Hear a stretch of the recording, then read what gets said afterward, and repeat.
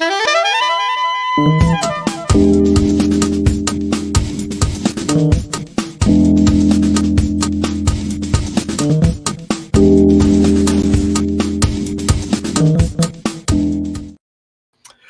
hello and welcome to an Ignite Press book launch livecast.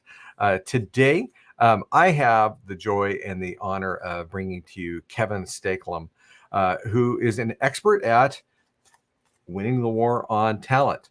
Kevin's going to be talking about his book and about how we as employers, as companies, can really excel when it comes to acquiring appropriate talent for our companies.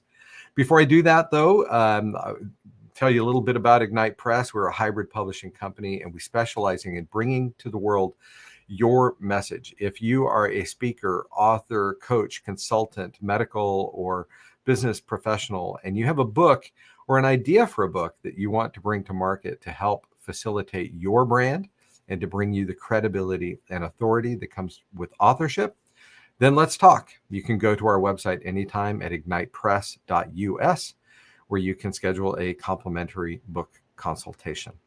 So without further ado, let us bring on Kevin, the author of Winning the War for Talent.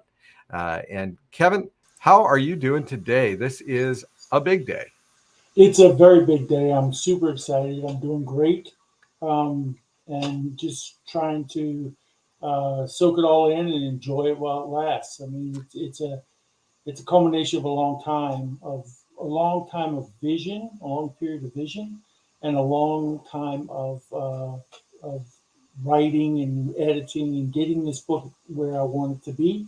And I'm super excited about the end product. I think it's a really cool book. I think it's unique to what I've seen in the past in the market. And I think people are going to see that, and that's where we are on that. Excellent. And I don't think it could be more timely either. Before we dive into the book, I want people to learn more about you. So, Kevin, why don't you tell us a little bit about where you come from, kind of what your background is that's brought you to the point of creating this book? Well, I come from New Orleans, Louisiana, but I have moved throughout the U.S. So I've lived in 4 or 5 different major cities, and early in my career, I lived in a lot of smaller cities in the Deep South. But throughout those roles, at first I was an operator, so I was running a business, and so recruiting was a big piece of that, but it was only a piece. And then took a full-time job at Microsoft. So I did that for about 14 years, and then went to Humana, went to another company called CoStar.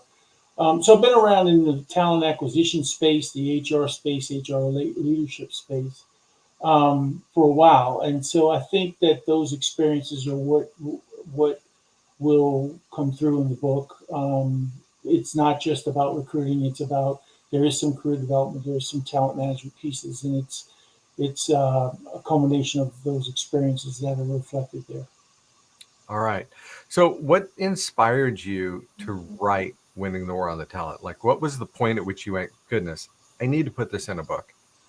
Well, what's interesting is in my spot, because I also have taught college classes, and in my spot, I see the business side of it, and I've heard and I've lived the business side of it, where we never could seem to find enough qualified candidates, and then getting access to the undergrad and the graduate, the college student perspective, where they can't find jobs.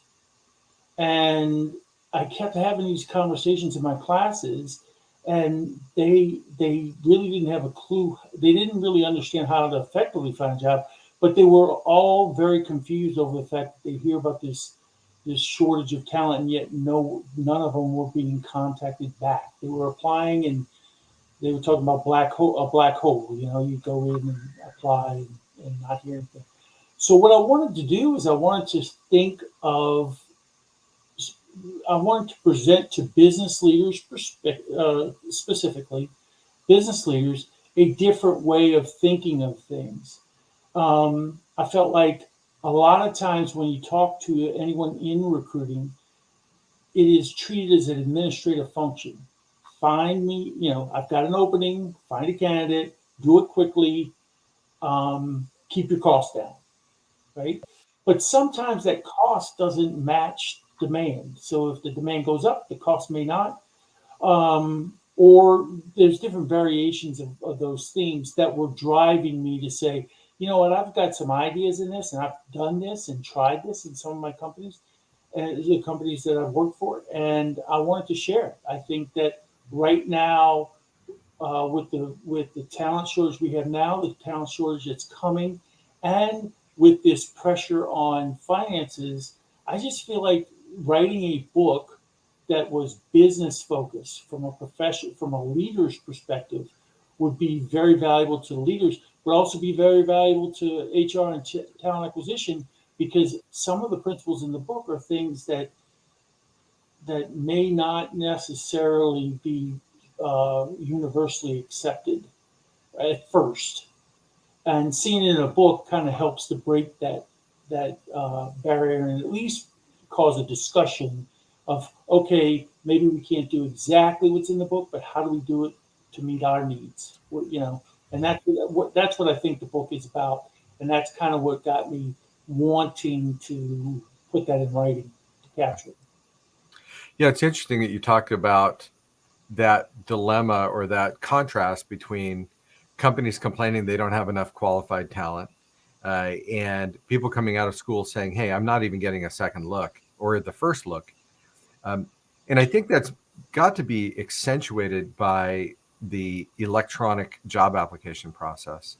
I know that we recently hired someone here, and we used one of the online job seeking sites, and so suddenly we got barraged with applications, at least 75% of which really didn't meet our minimum qualifications.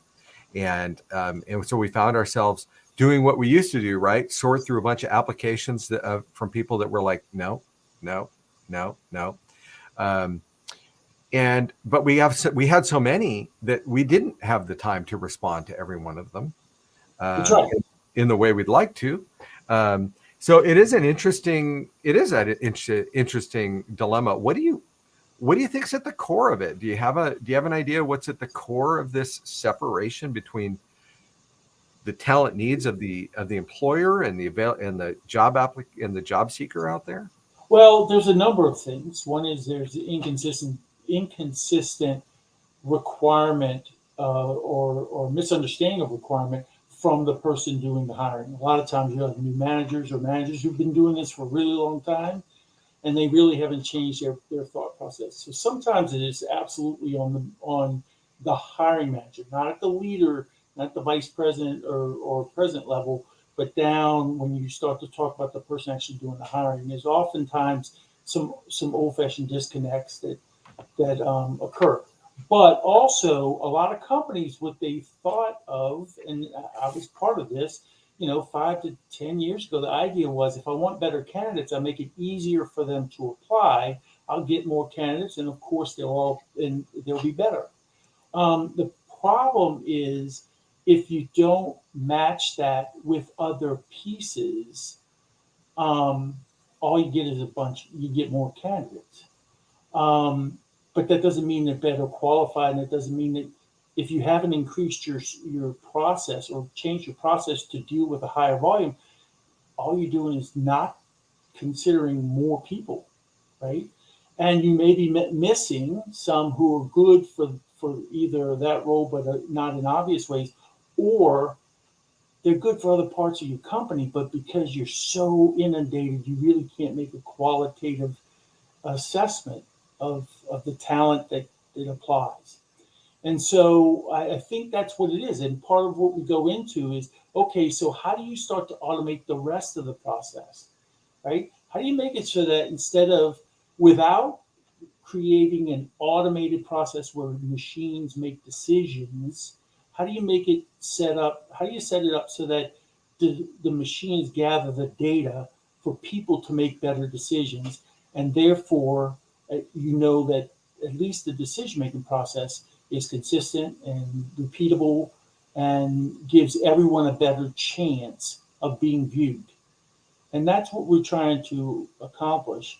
I also think that if you do that, then you free up your recruiting team to do other things that are more valuable to the candidate, which improves the candidate experience. The one thing to think about too is what you talked about, the large number of people who apply for your jobs now increases the negative outcome to those people. In other words, before you might have, if 100 people apply for your jobs, you have one position. 99 are not going to be satisfied. One person will be satisfied, should be satisfied. Now that's in the hundreds. That's several hundreds per requisition that are coming out with what they consider a non-satisfactory result. And that impacts your hiring brand, but it also impacts your product brand. Candidates will remember that and they will talk about it. And you're seeing that on Facebook and all the different social media platforms that are out there. Candidates are starting to really share their stories. And that doesn't mean they're accurate or good, but there's more candidates sharing because there's more people getting the answer of no. And like in your case, a lot of that is without any further conversation with the business at all. All they get is the no. That's so interesting. I never considered the negative PR impact of all of those negative experiences. If they say, "Oh yeah, I hold an MBA from Wharton and I applied for this job," and they didn't even say hi, they didn't even respond back, or whatever. Right. I can imagine that can have a negative impact, and something I hadn't thought of.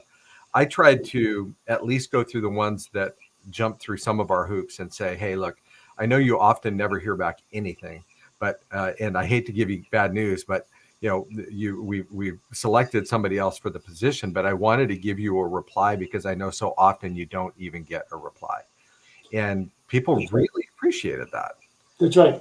And in some of the examples that I've shared, it's even further than that. You've got a candidate who's like one step below what you need. Help them, provide mentorship or keep in touch with them or give them, materials that might help them to educate themselves to be better qualified in the future. Like, don't make that a negative outcome. Make it the beginning of at least a neutral relationship, if not a positive relationship. And that'll save you effort and time and money in the future for future roles. Right? That's honestly, that's genius. Because if you could nurture the person that got number 2 and the person that got number 3 in your hiring practice, you're helping equip them, and you may need them, right? You may need them in the future. Right. You may find yourself going back to the well for that. So I think that's really incredibly valuable. I heard a story not long ago. Like, we tend to ask our applicants to jump through a bunch of hoops, quite honestly, to help them self-select who's really going to be a good fit. But I saw some social media posts. It just floored me. Someone had posted online how upset they were that they were called back, had to do a second interview because the assistant manager was not available when they did the first interview, and how upset they were that they had to waste their time to go back for a second interview for a, quote, minimum wage job. And I think it was a Target position, a retail position at Target or something like that. Absolutely floored me. Now I'm looking from the employer's perspective, and I'm just thinking like, well, okay, well, great. You don't want to jump through these hoops. I don't have to consider you. Okay. But the whole attitude is so different than just a couple of years ago. Can you talk a bit about that attitude? That's right. What I refer to in the book is consumerization of IT, of TA. So the consumerization of the recruiting process is that more and more people, like almost everybody, they are accustomed to interacting with businesses in different ways. If you're, whether it's ordering food, whether it's ordering groceries, whether it's ordering whatever, you contact the business, you hear from them almost immediately. Yes, we got your order. Yes, here's when you can expect it. Here's the status. You can go look at the status as it goes through the process. And here's the delivery time, and here's the picture of where we left it, right? And so that's a consumeristic point of view. It's trying to help the consumer um, get value from the process. The recruiting process hasn't done that at all. They really thought about it from the business side. Um, Once you apply, you can't track your status. You really don't hear anything. Sometimes you'll get rejection letters 8 months after you applied. You don't even remember what position you applied for, right? And then also the messages are mixed. Sometimes you'll get we regret to inform you that you weren't qualified. That's a terrible message. Like, could you imagine a company treating their customers that way, right? Like a sales brochure that said, if you don't hear back from us, it means you weren't qualified for us to talk to you. You just wouldn't do that. And so I think it's going to require some change in what companies do, and some companies are starting to do this very well. But it is going to require some change, and it provides an opportunity for smaller companies to win the war for talent because they can compete in ways that bigger companies cannot. Mm-hmm. I think that makes perfect sense, and I see that. I see that we can approach things more nimbly, and sometimes have our applicants jump through hoops, but they're more creative and valuable hoops. I remember our Malia, our publishing director. When we hired her, she jumped through so many hoops. She couldn't believe how many hoops she jumped through, but she did, and by doing so, really helped show us that she had the stick-to-itiveness and the desire.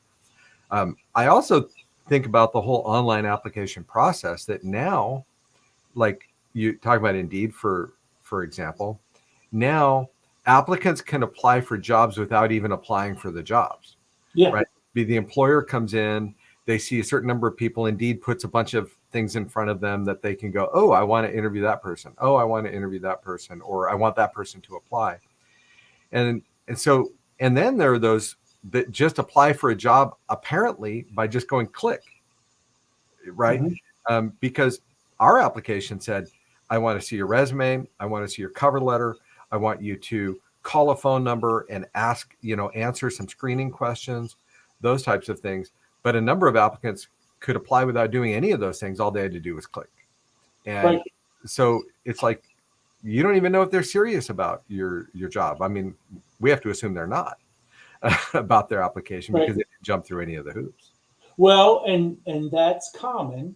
But the other flip side of that is, as a candidate, you want me to jump through hoops. They want to talk to me right away. Which of those two processes am I going to spend my energy on?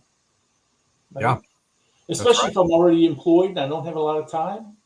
I'm not going to jump through a bunch of hoops. You want to talk to me? Talk to me. I'm interested in you. I've applied to your job. Now, talk to me. Right? This concept that you described is common, and it is a more traditional concept of the best people will stick with us long enough to see that we're the valuable place for them to be. But that's starting to go away, at least from a candidate perspective. The other thing that's changing is the definition of competition is changing. It used to be that your competition, I'm just using Ignite Press, and I may be making all kind of assumptions here, but it used to be that your company's competition was very specific in terms of what you were looking for.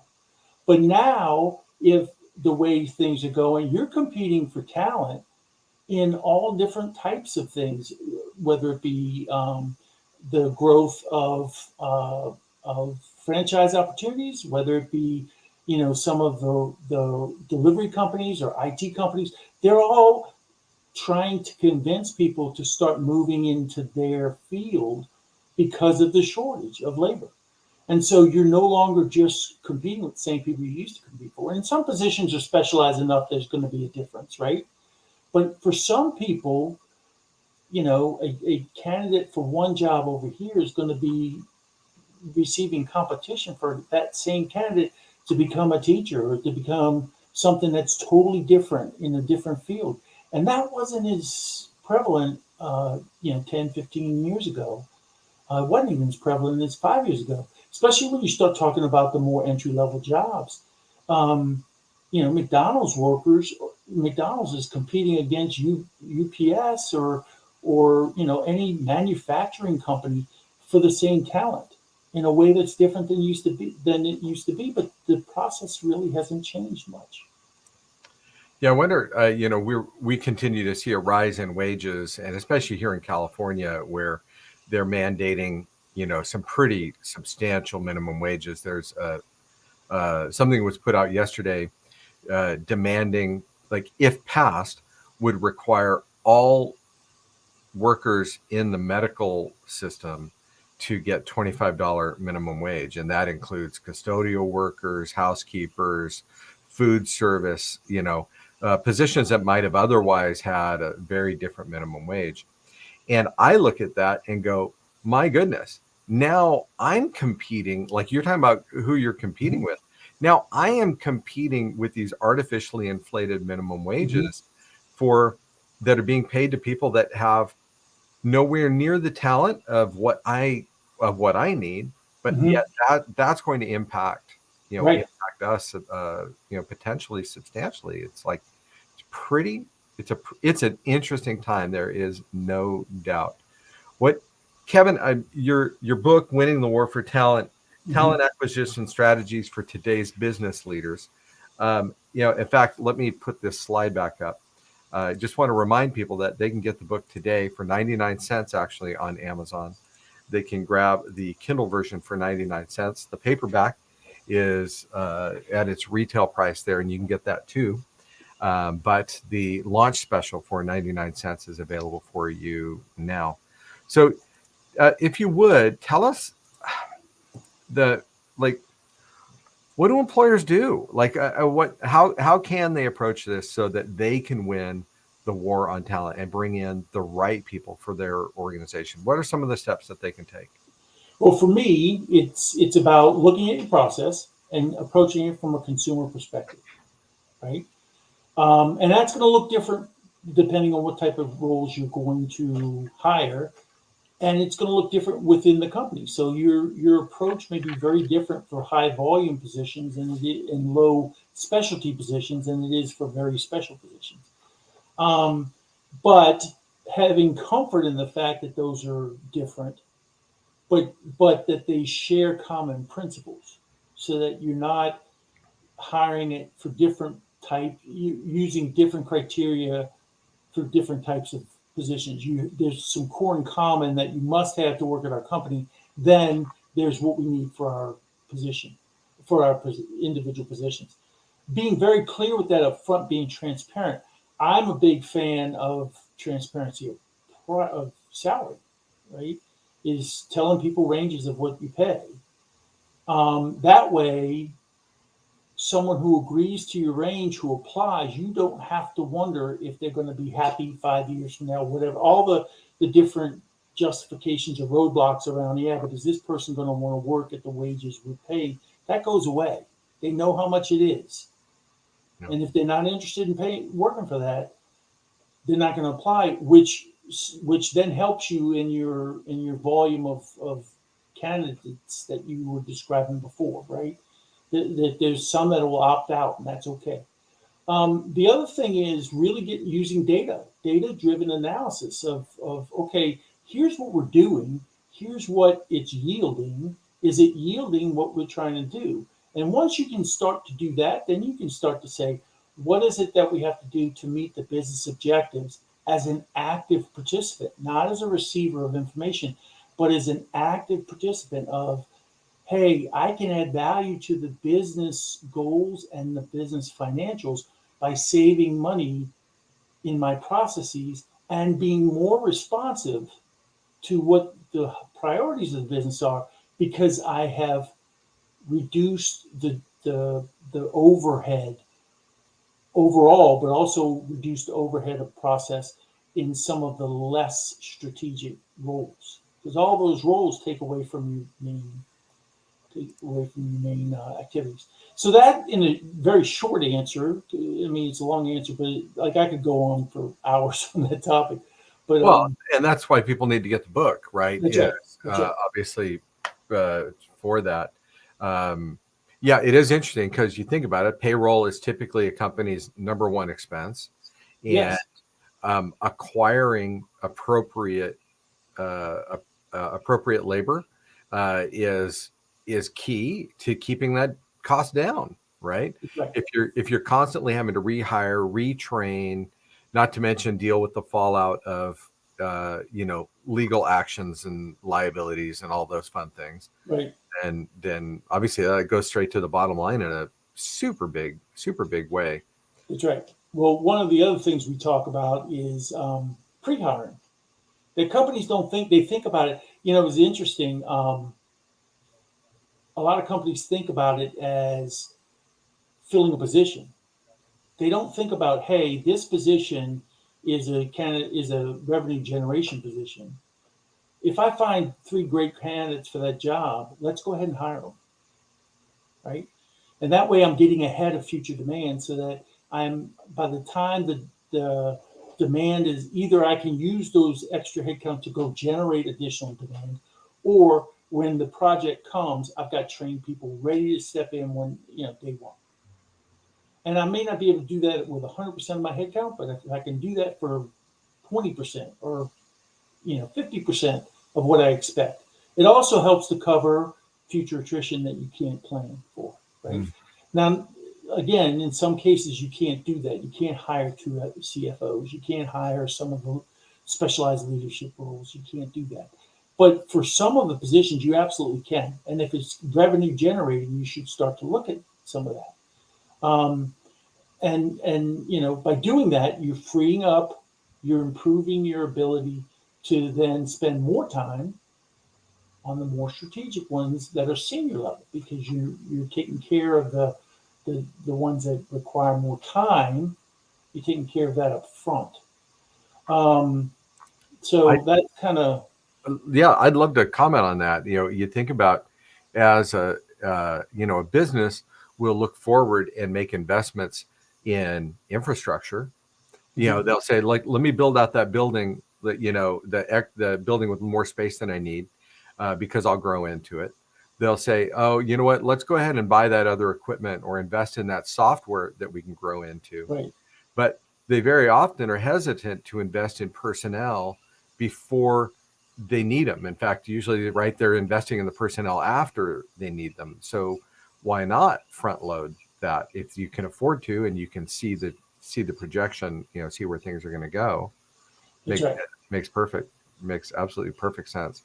That's right. Because the bottom line is, it's a process. It takes a period of time. No matter how efficient you have it, it takes less time for somebody to resign. They usually give 2-week notice at best, than it does to rehire them, right? Or to backfill them. That's a 90-day process in some companies. And so coming in and say, I need these now, it's like you're 3 months too late. Right? Yeah. There was one guy who I worked with. We partnered together, and we created. He became a rock star in his company because he was really good, and he was fully on board. We would sit down every year, and we would sit down and say, "Here's the 3 positions that he saw that they were going to need billable consultants for." He said, "Go hire as many as you can." And so he'd hire above budget, and he'd get in trouble, right? They'd come in and say, "You're over cost." By Q2, he was over revenue, because he then had the trained people on board contributing, and they forgot about the Q1 conversation. And in Q2, 3, and 4, he outperformed his budget because he was increasing his sales more than he was increasing his cost. And so he was considered a financial rock star, and it was as simple as we were able to have a discussion that where we agreed that within certain parameters we were going to be aggressive in hiring, and that was going to drive his business success, his financial success, because he had the resources. And if somebody left, he had been overstaffed, so he could replace them pretty quickly and start the process. Just start the process. Now we're backfilling for an extra headcount, which is a whole lot less painful than backfilling for somebody who's actively budgeted for. The other thing that people don't that is interesting that you see in companies is they hold the hire manager to a financial goal, but they don't hold them to a headcount goal. Or I'm sorry, they hold them to a headcount goal, not a financial goal. So if you want to hire someone at, I'm going to just pull a number, at $40,000, but you've got a job that you could hire two people at $20,000 and grow them into the $40,000 job. In today's environment, that would count against you, right? Because you only have one head count. You can't, if you hire the $20,000 person, you can't, that's it. That's the only position you get. And the problem with that is that then that's why some of the hiring managers now, they have started adding criteria to their requisitions, because they know that they can only hire one. So they need that person to do three or four things. So now the expectations go high, and to the candidate, their salary expectations don't match what the company wants to get out of them, what the hiring manager wants to get out of them. And you're starting to see that in the media right now too. Is that the candidates are starting to complain about that? Hey, they want me to do extra jobs, but they're not paying me more for that extra job.